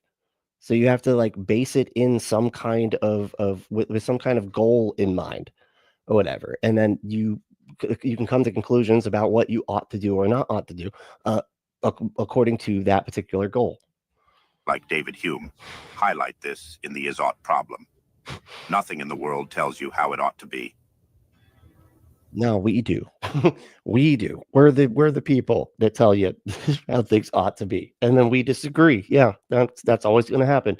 Again, this is why courts exist. Atheistic worldviews can never have a justified true belief in their ethical systems or any of nobody can. Their beliefs. They are arbitrary. Justify. Well, I mean, I'm saying you can have a justified belief, but like true, if you're saying that just like true is objective truth, then no, you can't. It's always going to be based on your subjective interpretation of what you think people should behave like. And knowledge becomes impossible. Christianity is not arbitrary. Man's problems are not about information, and I just... Well, look, there he is. You see that was he was younger. Oh, I guess he did still have some facial hair there, but you can see he just is a perpetual child. Like this kid is just, he's young forever. I don't know. Need more facts now. Here are some useful books if you want to get started. I do want to get started. Oh, okay. By J. Wood, Epistemology, Becoming Intellectually Virtuous. Are they all by the... Oh, no. Arbitrary. Man's problems are not about information, and I just need more facts now. Here are some useful books if you want to get started. Epistemology. Okay, Metaphysics by William Hasker. Okay. Oh, these are all Christian. No, that's funny. Okay, of course. I don't know why I was like thinking, oh, he's actually got some legit philosophy books. No, it's just Christian nonsense. And Classic Problems and Contemporary Responses. Oh, okay. I'm not very long. The Fundamentals of Ethics. Russ Schaefer, Linda. I don't recognize any of these. Used for what? And again, I thought that it was good that you showed that, if you just say, well, I use it for this, or I just assume, again, you're committed to being arbitrary. Yeah, that would be added on too. I mean, what if I use logic to wash my dishes, like logical formulas, or like in a way that typically, whatever you want to imagine, that people typically don't use logic. Because see, this is what they always do. They always go like, oh, it's just an arbitrary line or whatever, or arbitrary basis or whatever, as if theirs isn't arbitrary too, because it is. And it's just their subjective interpretation of what they think their God want or whatever, like this. Believing, especially if we're talking about morality anyway, it's still like a subjective interpretation. As far as like all of like, how do you determine if something is true or not? And they always say it's like an arbitrary line, but like what comports with reality, I don't feel like is arbitrary. If you can test it and verify it, how is that arbitrary? I use logic to logical propositions to brush my teeth or something like that. Well, Burns said Voltaire is a good philosophy starting point. Okay, I'll have to check that out. I don't know as if I've looked into Voltaire. Do I have it in here? I do, but like I just kind of have like a basis of like stuff, because there's so much with philosophy, and it's like difficult because every time you want to learn about some kind of concept in philosophy, you also have to like learn what preceded it, because there's always some kind of, that's why I'm glad you put like, oh, this is a good starting point, because whenever you look at whatever philosopher it is, a lot of times they're answering some kind of ism from a prior philosopher. And so it's like you have to go like, okay, well, I need to know what this ism is, and then you go read that, and then that philosopher is responding to some previous ism from somebody else. Like, well, shoot, I can't figure this out unless I figure out whatever that ism was, and then you just keep on going back until you're like, oh my good God, is there a starting point anywhere, please? And so Voltaire, I guess, is where that was my point. Is that the way it's supposed to be used. So it really doesn't do anything, the fact that you say, well, I can use it. It Okay, works. moral real, because I've heard people tell me that I am an anti-realist. Not really sure about all of the categories and all the words that describe each of the categories or whatever, but robust moral realism, non-naturalism. The moral proposition is irreducibly normative, i.e. cannot be reduced to natural non-moral facts. Okay. Objectivism. Oh, isn't that Ayn Rand? And that's Ayn Rand's thing, right? Yeah, she was all about that. No, it's not it. Okay. The truth of moral proposition is attitude independent of moral beliefs and moral seemings. No idea what's happening. Optimism. That one's probably me. I am an optimist, I would say. We believe that our deepest moral beliefs are true. Oh, I guess these are supposed to lead to one another. Okay. Moral proposition. It is morally wrong to torture an innocent child for fun. Oh, God, why do they always have to have the fun thing? What does it matter if somebody has fun or not? What is the point of this? Like, isn't it just wrong to torture a child? But you know what it is because couldn't you just say that, like, well, what is it? I'm trying to think of it. A surgeon, is torturing that poor baby when it cuts into it, or whatever, and it's like to fix, to help it survive or whatever, to like fix some sort of problem, right? But that could be seen as torture, right? Because you're just torturing. But like for the for the outcome that is a positive outcome, which would be to like help that kid. So it's just, instead of torturing the baby to like help save its life, it's got to be just for fun. They're just having fun cutting the thing up. I don't know. But couldn't they just say that maybe surgeons have fun when they're doing that? Couldn't that still be? Because see, here the point is that my point is that all of this requires context and interpretation. Because anytime that you talk about objective moral truths, where like you're trying to act like it's outside of all interpretation, because it's got to be objective. So I don't think that can ever happen, as far as I can tell, which I think is why I'm an anti-realist. But again, I'm not really sure as far as the the labels go. Somebody would need to tell me what the labels are. And stuff like that. When you say because that's always a teleological claim that works for. Oh, that's funny. And we're saying the for fun is because God commands torturing babies. So that's good, see, because God says so. It's only wrong if you do it for fun. That's insane. But that is so funny because there are parts of the Bible that say that. Jeez, Kent said, what's up, Kent? How you doing, man? Said, of course, I'm talking about that brand of Christian. Which one? Hold on. Meanwhile, if you ask them if, yeah, that is wrong, or is it good, they think that it is. Yeah, no, I got you. Wow, yeah, because that's the thing. That's where it really falls apart, especially with the moral stuff. Because if you point to their religion or the behaviors that their God told people to do, it doesn't matter what kind of standard that you got. It's against all of them. There's all like just look through the Bible and look what God like asked the Israelites to do and stuff. It's disgusting, like 90% of the Old Testament. Yet that is the objective God that is the same yesterday, today, and forever, even though I guess he switched into Jesus and was like, all right, I'm going to be nice now, or whatever, but still supposed to be the same God. But because God ordered that stuff, now that stuff is at those times objectively moral. Makes no damn sense whatsoever. It's like, it's so absurd. Yep. Even in their own arguments, they tell on themselves. That's by design, of course. They want to select out the folks not dumb enough to buy in. Yeah. 100%. Okay, so Voltaire's 17th century. So it's shit we know. Plus, he's anti-church, anti-patriarchy, and he does touch older stuff.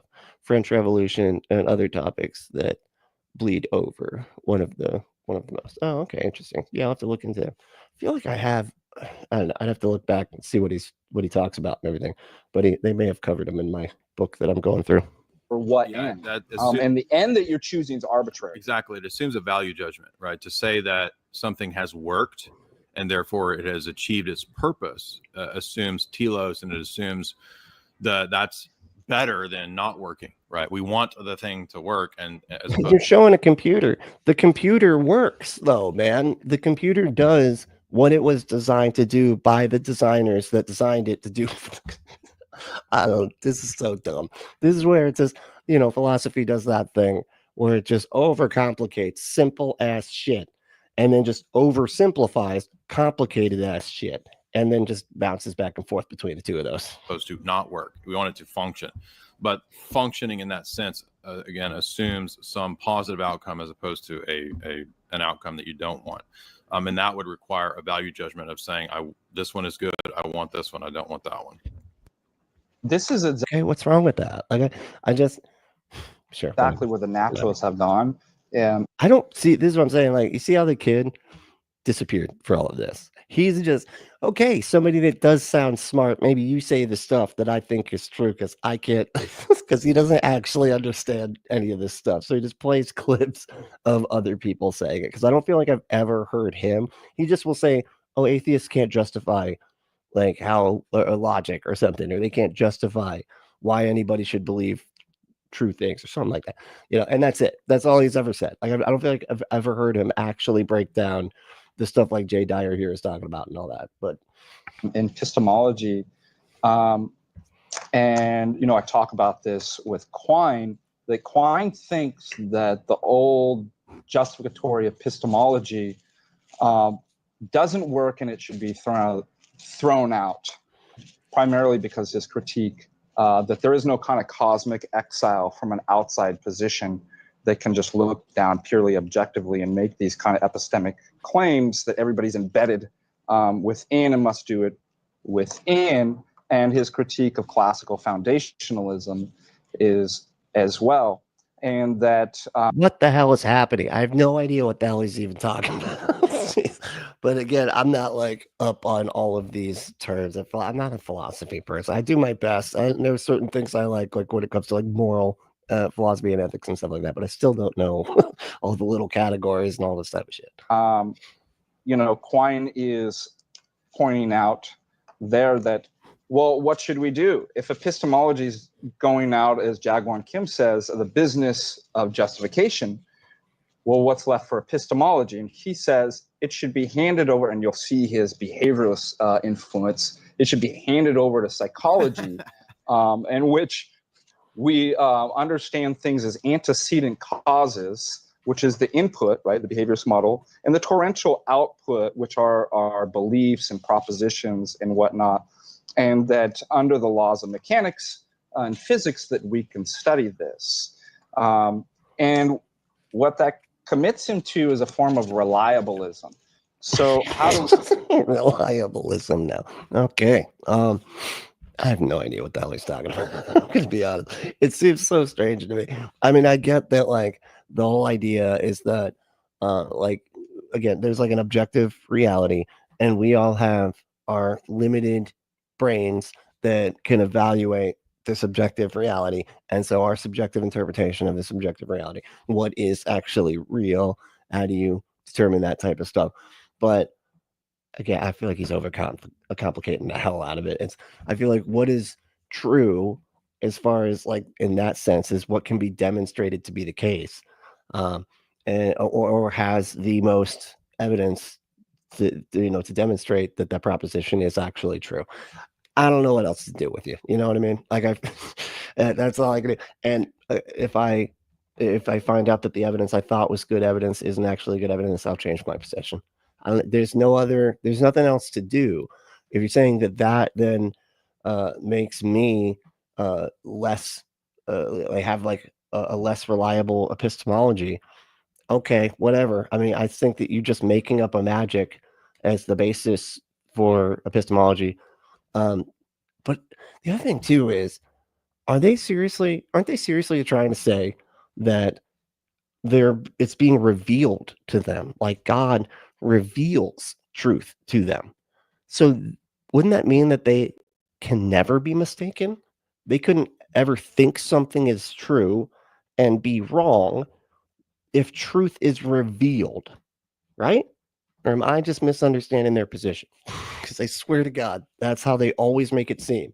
Like, but I've had the truth revealed to me. So you're incapable of being wrong about literally anything ever, because your epistemology is a magic reveals it to me, and that's how I know it's true.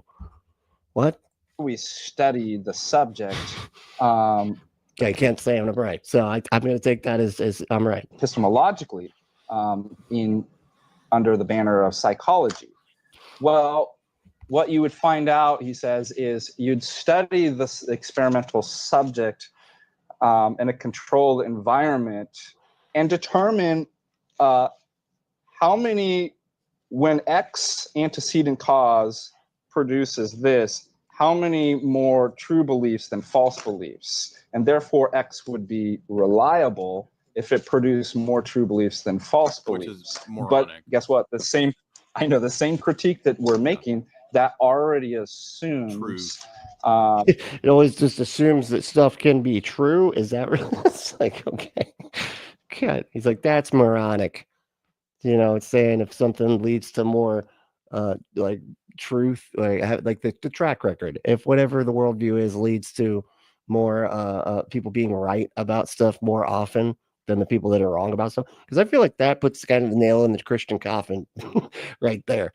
They're constantly wrong about everything, just over and over again. We can't even have a fucking pandemic without them being wrong about it. You know what I mean?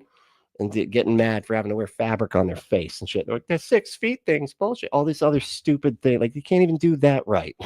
It's just the most basic shit wrong all the time. Anyway, probably shouldn't have said those words. But yeah, and what works is, again, you're assuming some type of arbitrary. I was talking about the movie Pandemic, which is a great movie. Goal. Easy. If the Christians fucked that movie up, it was so bad when they did it. The easy way to make this applicable is that I can create a giant super bomb that works really well to kill everybody. But does that mean that it's therefore the right thing to do to set off the super bomb? Because it works really well, right? I mean, that just is a stupid. It would depend on your base. If you're a no people exists, yeah, then yes, because it would align with your beliefs about people shouldn't exist. And I'm halfway inclined to agree with that person. Just saying, have you met the people today? Have you seen the people with power? Maybe we just shouldn't exist. I don't know. You know, just saying. Good example that shows that something working again isn't pre-interpreted. Like it requires a context to understand as to what that means and what a paradigm. And it also, again, this is another point that I've tried to stress to a lot of people too, is that I believe it's impossible to make. This was the debate that I had. Oh my God! With, you just say the thing, man. Just say how many you've interrupted yourself more than I. Just get to the point. Just say the thing that you're going to say. See, now I'm doing it. He made me. That's from him. I caught it from him. Vegan Gains and Ask Yourself, which was that it's impossible to make epistemic claims or logical claims that don't entail something to do with ethics or an ought, right? So if you believe in truth, as you were talking about in that example, if you believe in truth, you know, unlike those people that don't believe in truth, everything's false. I don't know, like what the fuck? I mean, theoretically, you could say I hold to true propositions, and we should hold to true propositions. But we once you say should, you've introduced the ought, and that was the whole debate that I had with that guy, because he wanted to have logical propositions without the should, without any connection to ethical norms or. But this is where it destroys the entire point of having the fucking conversation to begin with, right? Because isn't the point of the debate to figure out what is true And you're like, look at you over here just deciding that you think something is true. It's like, yeah, that's sort of the basis of the goddamn debate. What are you talking about? This is like you questioning the rules of the debate. Like, this is so dumb. It's like a football player just be like, why do we even have rules? What is this even? You know what? Well, tell me why the end zone shouldn't just be right here so I can get a point right here. Okay, just why should we even have rules like that? Because that's what you agreed to for the fucking debate. There's like basis. There's like a basis of just like what is factually accurate or whatever. What comports with reality? You think one thing comports with reality. I think a different thing comports with reality. And then we're making arguments to see who's like better at, who seems more likely to be right about that. And he's questioning just, so you think so you're just sitting here acting like stuff should be true sometimes. Is that what you do? What the hell? Are you serious, man? That there's no logical force behind you having to accept what's true, but there is. So is this dude jumped the gap yet? Sounds like he's just completely. He's been, he Evil Knievel that shit. That's what I'm. Otherwise, the whole thing is stupid and pointless. If I don't have to, and then the whole debate, I guess, is just stupid and pointless because I guess we got to convince you that people do like the point of what the debate is for. Every epistemologist knows that epistemology entails normativity. That's why Quine is attempting to get rid of justificatory epistemology and hand it over to psychology, is because he thinks he's getting out of the normative problem. So it's the same thing, obviously. It's like, I'm zoning out. I lost. Yeah, that's right. Me too. See these eyes glazed over. That's what they are. Quine's much more sophisticated. The eyes are looking like a couple of donuts. They got the glaze, glaze donut. Well, they didn't know what I was talking about. Why would I say that my eyes look like donuts? They need to understand the context of the joke. And actually presents some real arguments that we can work through. Yeah, it's like this guy sucks. Not just a. Well, and also at this point too, we want to point out that he does suck. No, he does, and not in the fun way. That reduces to psychologism, and what's ironic is that there's a psychologism. Oh my fucking! Psychologism was already too many isms, guys. Too many isms. Say one more fucking ism. Promoted and argued against. Oh, I love this one. Atheist logic be like created by created, and then this one it has no creator. Of course, nothing's labeled on the robot, just the human stuff. One that's got all this stuff, and so since it has so much stuff that is labeled, that means it has to have been created by a creator. And I guess they won't allow like chemical evolution or just evolution. That doesn't count as a create. Like they need the creator to be a magic. Against 100 years ago, because it's Brentano that influenced Husserl, and Brentano had the. Oh, that's right, Brentano. I'm so glad that Jay brought this up. Brentano was the one that influenced. Yeah, that's what I was thinking too, buddy. Side of intentionality that Husserl took, but then what happened was Husserl realized that Brentano and the guy after him, I forget his name, Stu. It was Stu. Yeah, Stu came after him. Ernst Mach. Because Mach, Stu, you're wrong, dude. Just come on. Ernest Mach. Mach took that into total psychologism, and it was even making this stupid statement like that scientific truths are just psychologistic relativism. It's really dumb idea. Yeah, that's no. Yeah. And then Husserl saw how stupid this was, and this is the great insight of the logical investigations. Although Husserl erroneously still thought that you could achieve total neutrality, which is where he's wrong. What? Okay. And what if ultra processed foods aren't as bad as you think? Okay.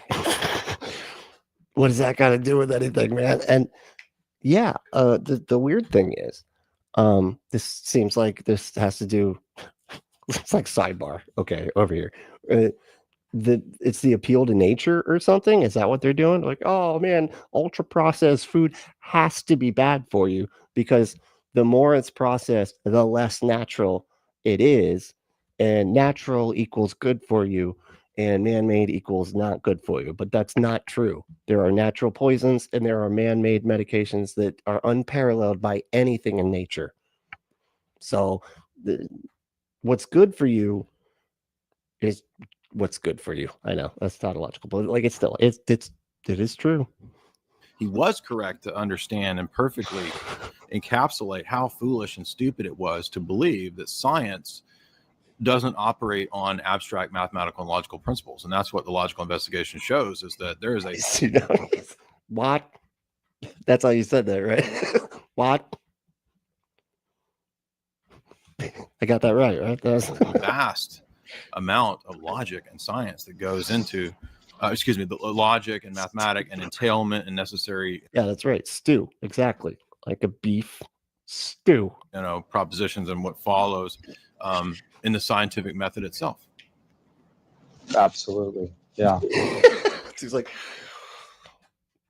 absolutely. Yeah. That's exactly what you just said. That's what I was thinking. I'm glad that you said it before me. I was almost like word for word, verbatim, dude. You reading my mind. That's what I was saying. And psychologism is stupid. It's been refuted many times over. And what happens, as you're pointing out, is that these guys, they see the dead end and then they just fall over. Well, what's the other option? Just scientism. Where is this other kid, man? Like, is he going to chime in here with like? I'm surprised he doesn't just show up like, yeah, what the J guy said, and he's smart. I didn't. Anyway, moving on. Yeah. Absolutely. Yeah, that's what I was. Yeah. I mean, most of these things have been refuted.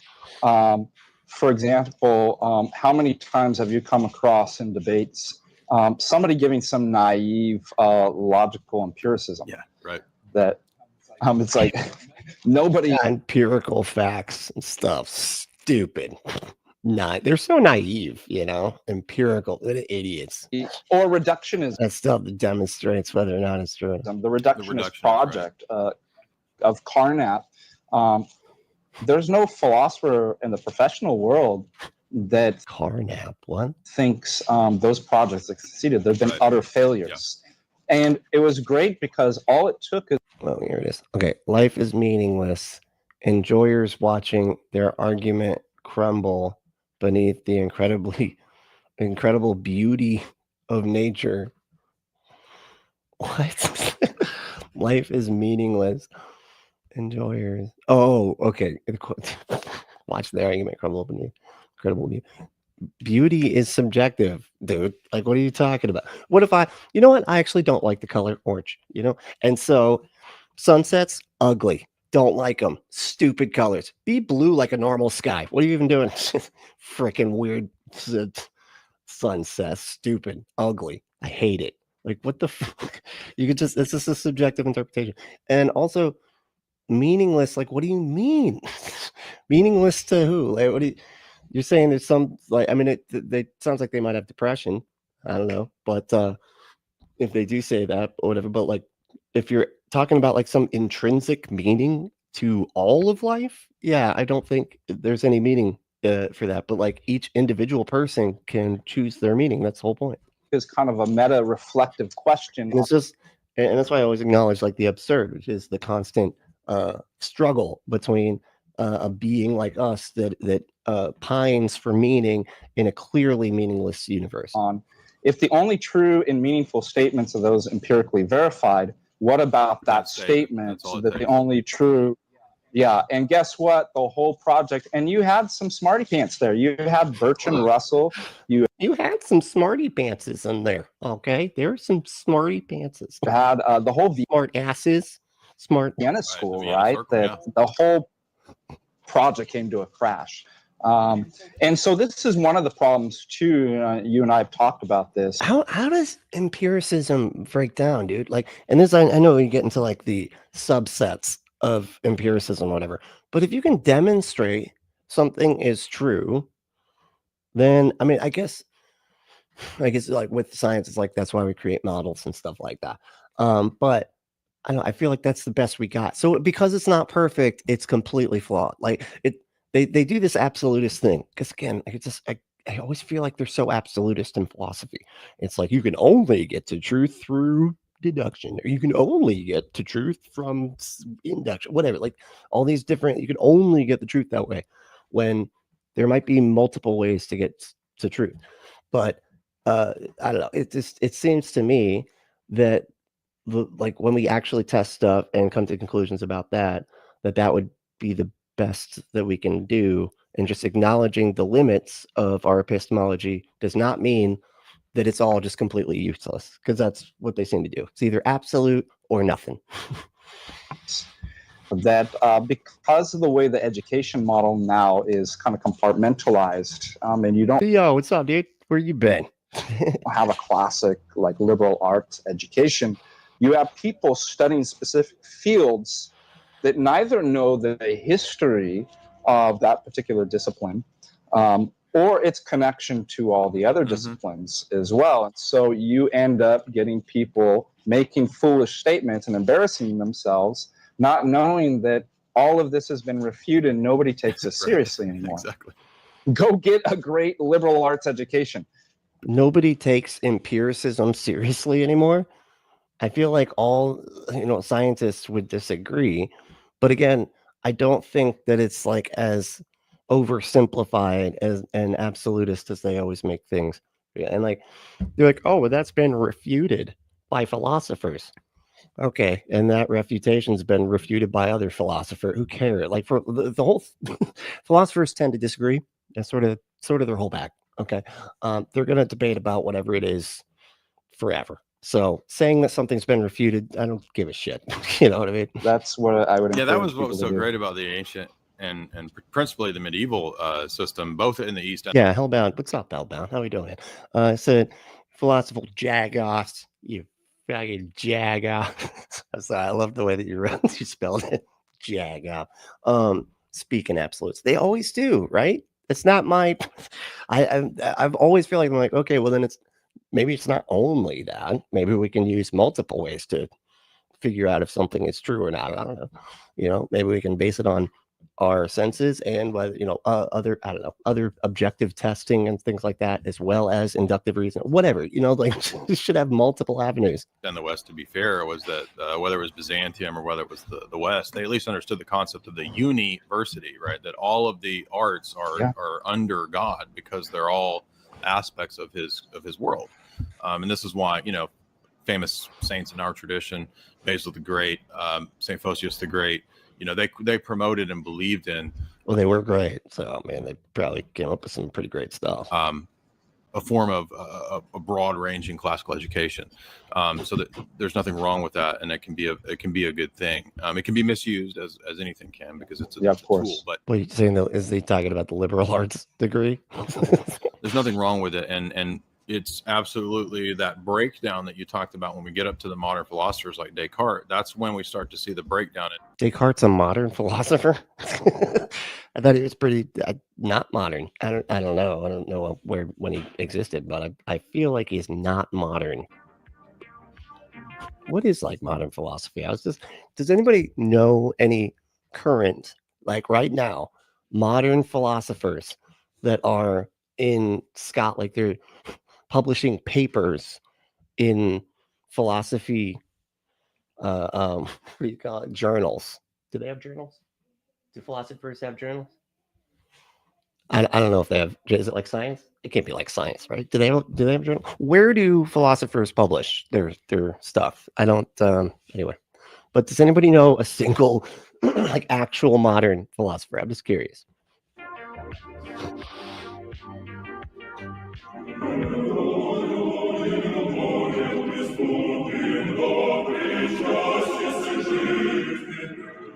Yeah, this is not terrifying and creepy at all. But this is the objective reality right here. Torture, murder is great as long as you're a god, because otherwise you can't forgive people without torture, murdering yourself. That's all very logical. Okay, that is like that, and it solves epistemology. It's just everything. It's just perfect, if you think about it, it makes perfect sense. Anyway, all right, y'all. You know what doesn't make perfect sense? I'll tell you. Not playing with toys from adamandeve.com. That is the most erroneous, fallacious nonsense ever. Not playing with toys from adamandeve.com if you're an adult. Okay. Consenting adult. Go to adamandeve.com. Enter code word Brently at checkout. That's BRENTLY at checkout and get your exclusive offer. adamandeve.com is America's #1 adult toy dispensary. Save yourself a trip to that sticky store. You don't want to be touching anything. That weird bald guy at the counter, he's judging you. You know, he thinks it's weird, the stuff that you're into and everything. And you don't want to have to go through all that. You know, just have it sent directly to your house. Nobody's judging you, right? You get your mom's not seeing your car when you're parked outside the store there, you know, on the side of the interstate. For whatever reason, they always have to put them on the side of the interstate. And so you don't have to worry about any of that. Just have the stuff sent to your house and by going to adamandeve.com.